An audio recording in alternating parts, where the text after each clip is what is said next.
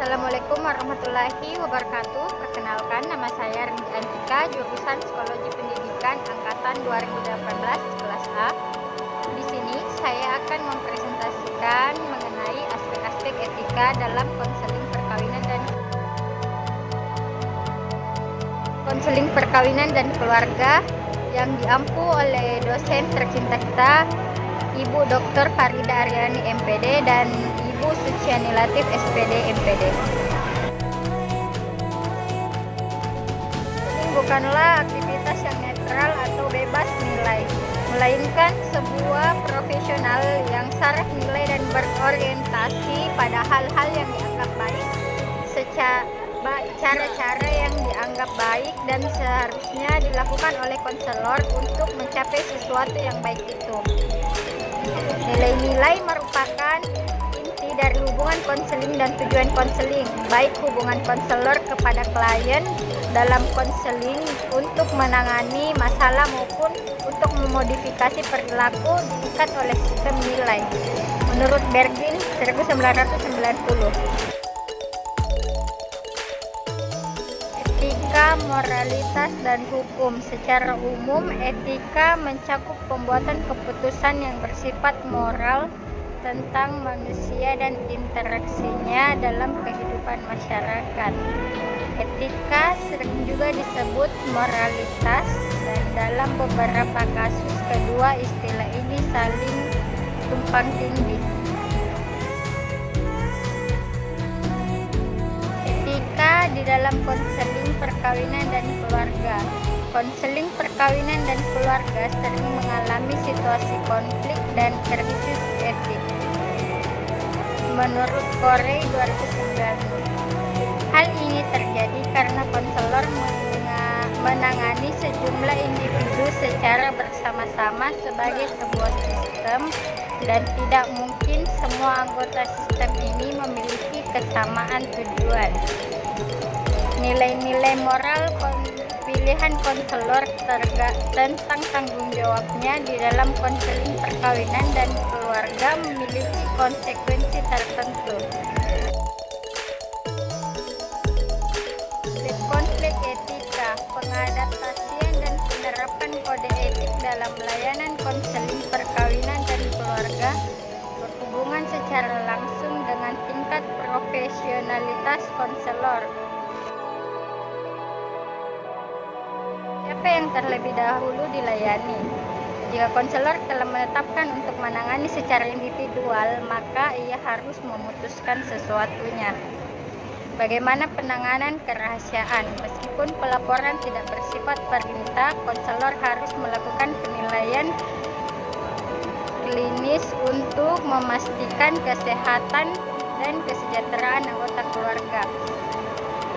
Apa titik utama perkembangan etika? Perkembangan etika menitikberatkan pada penguraian kasus secara cermat dan hati-hati, sehingga menjadi alat diagnostik terhadap individu selama proses pemberian bantuan, terutama pada hal-hal yang akan berpengaruh pada kasus-kasus yang dipengadilankan. Sebagai contoh, kasus perselisihan tentang anak.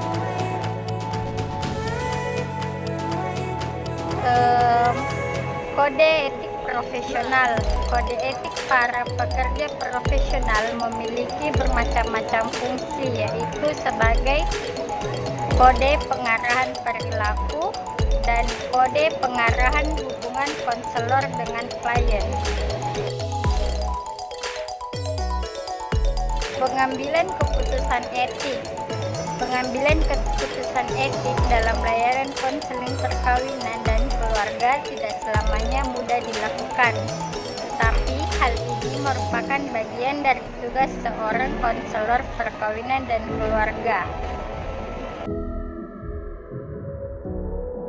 Hubungan ganda. Hubungan ganda dalam konseling perkawinan dan keluarga terjadi apabila konselor terlibat dalam hubungan yang sama sekali berbeda dengan hubungan antara konselor dan klien. Misalnya, menjadi konselor tetangga, teman, mitra bisnis, dan menerima bayaran dari klien sebagai bentuk balasan terhadap pelayanan atau menjadi penguasa klien. Bekerja sama dengan konselor yang tidak etis. Konselor mengidentifikasi masalah seobjektif mungkin. Proses tersebut paling baik dilakukan dalam bentuk tertulis.